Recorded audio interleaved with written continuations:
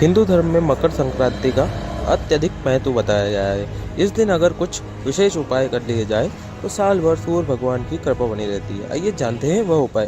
भारतवर्ष में हिंदू धर्म में अनेक प्रकार का तिथि त्यौहार आते हैं और उन्हीं तिथि और त्योहारों को देख करके हम अनेक प्रकार के दान पुण्य व्रत आदि करते हैं। उसी प्रकार हमारे हिंदू शास्त्रों में ज्योतिष शास्त्र में 12 राशि कही गई हैं। उन 12 राशियों का संबंध ग्रहों से कहा जाता है और इन ग्रहों की स्थिति और चाल को देख करके ही हम त्यौहार को प्रदर्शित करते हैं और त्यौहार मनाते हैं। वहीं हम मकर संक्रांति का त्यौहार बनाते हैं।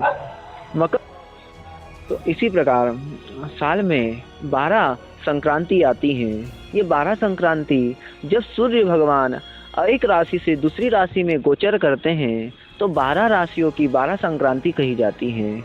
उसी प्रकार एक संक्रांति जो आती है मकर राशि की जो संक्रांति आती है, जब भगवान सूर्य एक राशि में से निकल करके मकर राशि में जब प्रवेश करते हैं तो उसे मकर संक्रांति कहा जाता है।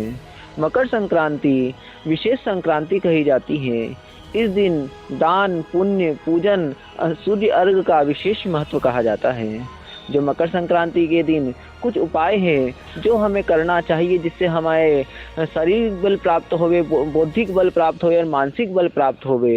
इसलिए मकर संक्रांति के दिन सुबह प्रातःकाल उठना चाहिए, स्नान कर भगवान सूर्य नारायण जी महाराज को तिल युक्त जल चढ़ाना चाहिए। ऐसे सामान्यतः हम भगवान सूर्य नारायण जी महाराज को रोज जल चढ़ाते हैं, परंतु विशेष कर मकर संक्रांति के दिन तिल्ली से युक्त जो जल भगवान सूर्य नारायण भगवान को अर्पित किया जाता है, उन्हें अर्घ दिया जाता है, उससे विशेष कृपा प्राप्त होती है और फल मिलता है। और उसके पश्चात ब्राह्मण भोजन दान पुण्य आदि करना चाहिए जिससे भगवान सूर्य महाराज प्रसन्न होवे और हमारे स्वास्थ्य पर शुभ दृष्टि बनाए रखें।